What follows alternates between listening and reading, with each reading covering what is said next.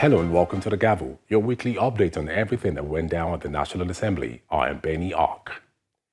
After a 35-day Christmas and New Year recess, lawmakers returned to the floor, signaling the resumption of full legislative business in both chambers. At the Senate, Plenary resumed with the reading of several communications from President Bola Tinubu seeking key judicial reforms. I'm pleased to transmit to the Senate for consideration and passage into law the attached Federal High Court Amendment Bill 2025. The bill seeks the amendment of the Federal High Court Act to increase the statutory number of justices of the Federal High Court from 70 to 90 to ration, enhance the speed and quality of adjudication in technically demanding areas such as terrorism, financial crimes, taxation, intellectual property, maritime law, and election-related litigations. In view of the foregoing, I hereby present the Federal High Court Amendment Bill 2025 and trust that the Senate will consider the passage of the bill expeditiously.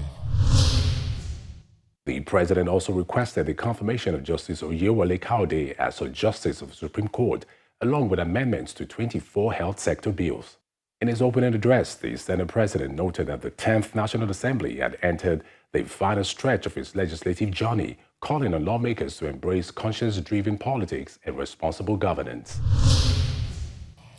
As the political season gradually approaches, we call on all political parties and actors to be guided by conscience, civility, and patriotism. Nigeria's unity and stability must never become casualties of ambition. Our democracy is best served when competition is principled, discourse is responsible, and the national interest remains paramount in all our endeavors. We must hit the ground running. The budget calls for decisive action, rigorous scrutiny, responsible passage, and faithful implementation. On the second day of plenary, concerns emerged on the floor. Senator Abdul Nengi raised alarm over the federal executive's approval of United States airstrikes carried out in Sokoto State on December 25, 2025, without the approval or involvement of the National Assembly. Sometimes in December, the United States of America, via its military, took a hit into Nigerian territory, which is a complete violation of this document, which you also to protect, which is a complete breach of the United Nations Charter. Even the president himself cannot and shall not, under this constitution, ask a foreign power from any part of the country to hit into Nigeria. What the president can do is to ask those military to come into Nigeria and align with their local forces and give them the right to take a hit. Mr. President, if you allow this matter, the executive refused to talk about it, or they say that they were told. The executive must at all times brief the leadership of the National Assembly. As rapacious as Trump is, he always imbibes the leadership of his assembly before and after the act. Because it's a matter of security, we really should not discuss it in the open. We should have a closed session so that you will be well briefed. But we lost the Distinguished Senator Akwashiki on our first sitting, and there was no time to undertake that. Your point of order is noted.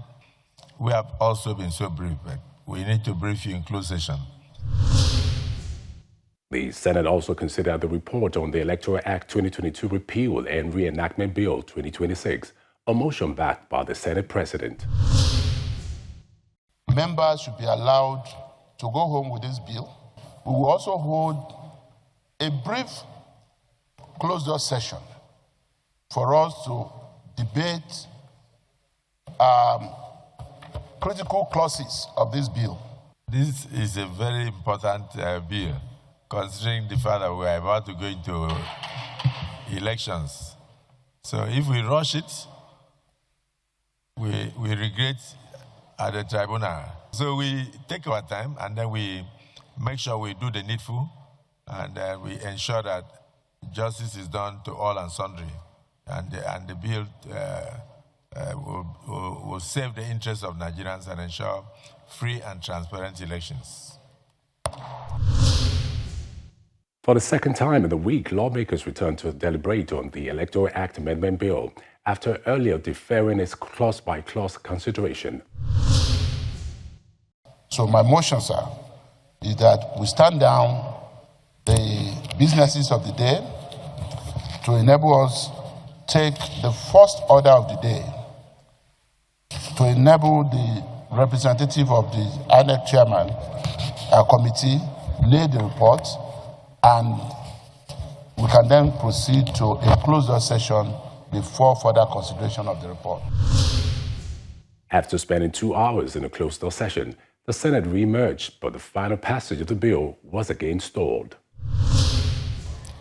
The Senate has set up a small committee to further make contributions, galvanize, distill all the opinions of distinguished senators and present them to us for final deliberation on Tuesday.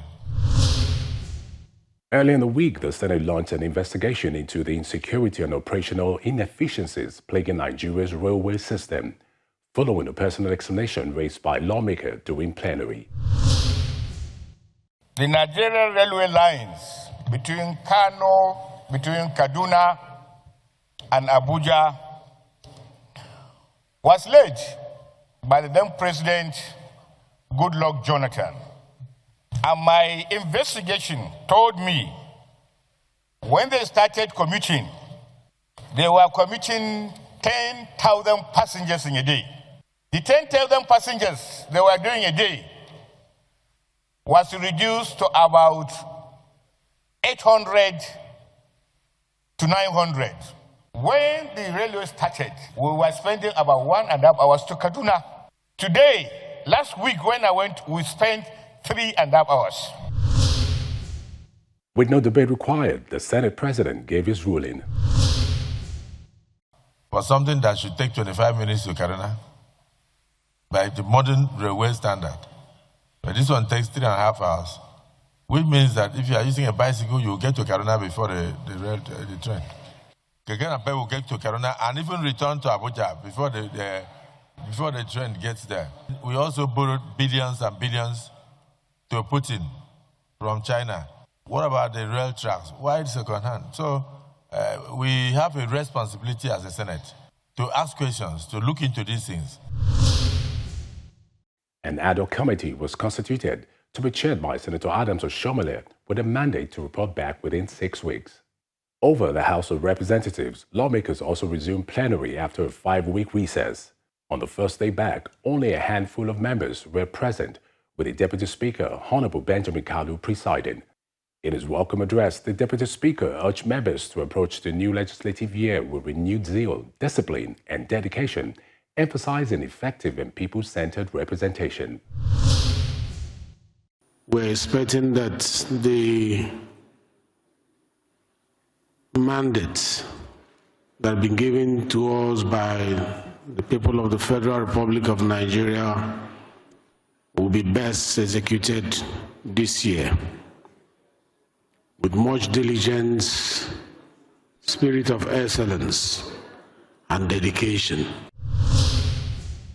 He also outlined key matters before the House, including tax reform bills, the Constitution review process, and the 2026 appropriation bill, described as central to national development. There are milestones that we hope to achieve in this year. One of them is the Electoral Act. We will be prioritizing certain provisions of the Constitution that we have subjected to amendments, and that will take place in the coming weeks. The budget is currently before us, and I'm sure that with your support from various committees of the House, that will do due diligence in making sure that the budget go to your seat, Prince. becomes a working Speaker is instrument for the MDS and for the nation at large. The House then observed a valedictory session in honor of late lawmakers. Plenary was subsequently adjourned, with members expected to return to full legislative business on Wednesday, January 27. On the second day of plenary for 2026, the Green Chamber recorded a better turnout of lawmakers. Presiding, the Speaker of the House, Honorable Tajuddin Abbas, read a letter from President Bola Tinubu transmitting 24 health sector bills for legislative consideration. The bills are aimed at strengthening governance, streamlining board, and improving service delivery across health institutions and regulatory agencies. Pursuant to Section 58, subsection 2 of the Constitution of the Federal Republic of Nigeria, 1999 as amended, I forward herewith 24 health sector bills for the consideration of the House of Representatives. The Honorable Attorney General of the Federation and Minister of Justice, in coordination with the Honorable Minister of Health and Social Welfare, following the directive of the Federal Executive Council, engage in a review of the enabling laws of the health sector institutions for the purpose of streamlining the overbloated membership structure of their governing boards to ensure efficiency and effectiveness in service delivery. Following the communication, the Speaker stepped aside, with the Deputy Speaker presiding over the day's proceedings. While plenary was adjourned, an update was provided on the 2026 appropriation bill, setting the stage for intense legislative scrutiny of government spending plans. The debate will be tomorrow. There will be debate on this budget by tomorrow. So I expect us to prepare and handle it. As the week progressed, the House convened for its final plenary sitting, with the 2026 appropriation bill taking center stage. During matters of urgent public importance, Honorable Khadija Abba Ibrahim, representing Damaturu Gujbar Federal Constituency of Yobe State, moved a motion calling for urgent action on rising poverty and hunger, with focus on agricultural recovery in the Northeast. Failure to fully reintegrate displaced farmers into existing agricultural recovery and food security initiatives will continue to entrench poverty, hunger, and dependency in the region, with negative implications for national food sufficiency, economic stability, and peace-building efforts.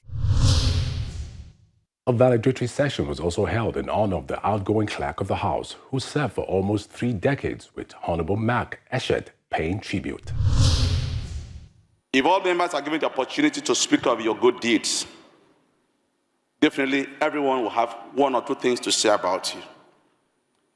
Your character, your personality, today has given some of us opportunity to reflect on our lives and our services. That in life, everything that has a beginning will surely have an end. You came in as a young civil servant.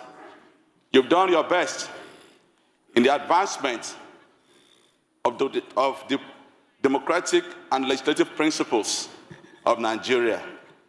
You've left your footprints in the sands of time. We're going to miss you. Your advice, your wise counsel. But our consolation is that those wise counsels you gave some of us that came in contact with you is what will help us in the discharge of our responsibilities. And to our colleagues that are here and the staff of the National Assembly, And no matter the years we spend, probably like our landlord here, our leader, Honorable Dogowa, that one day, you will step aside. And the question is, what will I be remembered of? Our outgoing clerk is known for his humility, his integrity,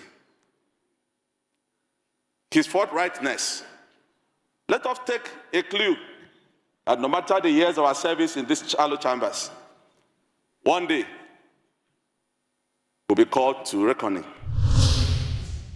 Proceedings then shifted to the 2026 appropriation bill as the House moved into an executive session for further deliberations. After the closed-door meeting, the House Leader, Honorable Julius Nhovere, opened debate on the budget, describing it as a landmark proposal presented by President Bola Tinubu on December 19, 2025.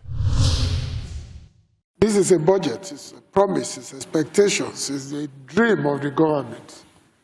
And I believe that this administration is committed to ensuring that if we all work together, put ideas together, recommit to a better Nigeria, when we're able to do this, Nigeria will be a better place, not just for us, but for generations to come. With no further contributions, the Speaker put the budget to a voice vote, and the House unanimously passed it for second reading. So if we are comfortable with the professorial introduction of this budget, we can go ahead and put the question. Those in support of this motion should say aye. Aye. Those against should say nay. The ayes have it. Thank you, Prof. The House then adjourned for 2 weeks to allow members to scrutinize the budget ahead of final passage when lawmakers reconvened on February 17, 2026. Some weeks ago on Constituency Focus, we featured Honorable Larry Okunwola, who spoke on the bills he has sponsored and projects in his constituency. Today, he joins us again with updates on several infrastructural projects currently underway in Surulere 2 Federal Constituency. Take a look.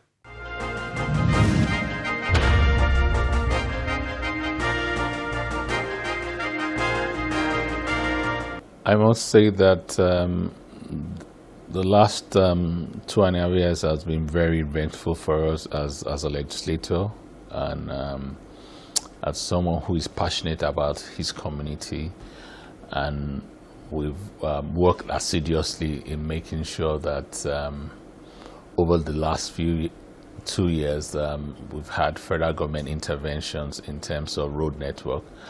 Presently we're doing close to 80 internal road networks that cuts across drainages on both sides of our streets, and we've done it in such a way that it cuts across all the 6 communities that we have in Surulere 2, namely Orile, Koka, Aguda, Ijesha, Itire, and Ikate. And this has brought a lot of relief to my constituents and to the people in terms of also leveraging the fact that it has helped in also securing mobility and making sure that the community is well enhanced in terms of having good road networks and being able to leverage on the fact that when these roads are finished, it would also boost the growth and economy of the constituents. And also, interestingly, we've been able to match that with providing solar street lights at every of the inner roads that we're providing for, and this has also brought some level of security also to the community. The people are happy about this development, about these interventions that we've facilitated to the community.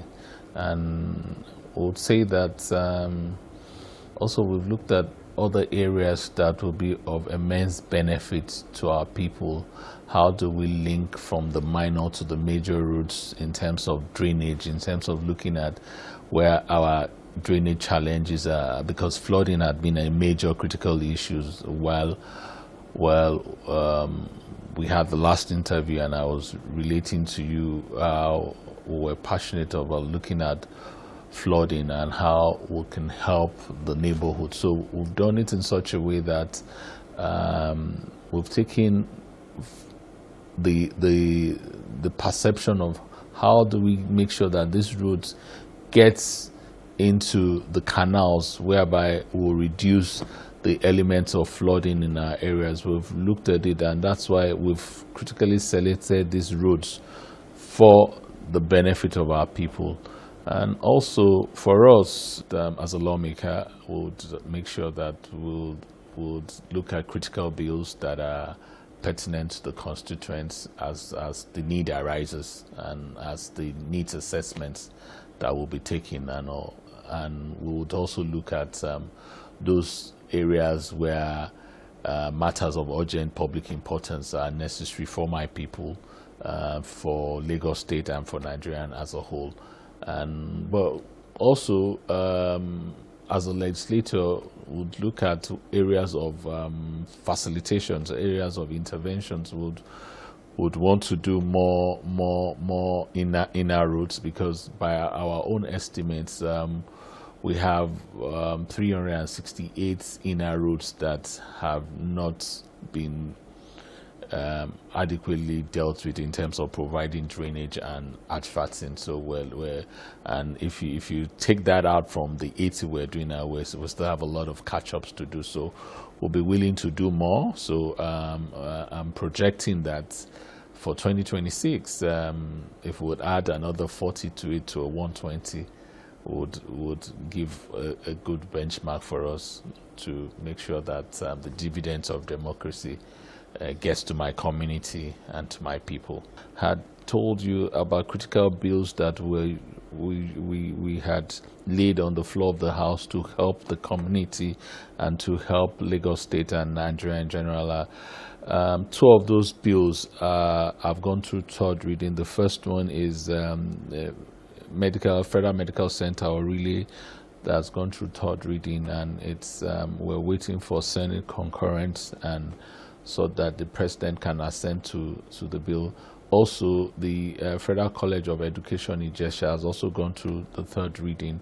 That will also help in making sure that we leverage on technology, we leverage on the dynamics of globalization in terms of AI, and see how that can help in bringing some level of educational support to the community, and also help the informal sector.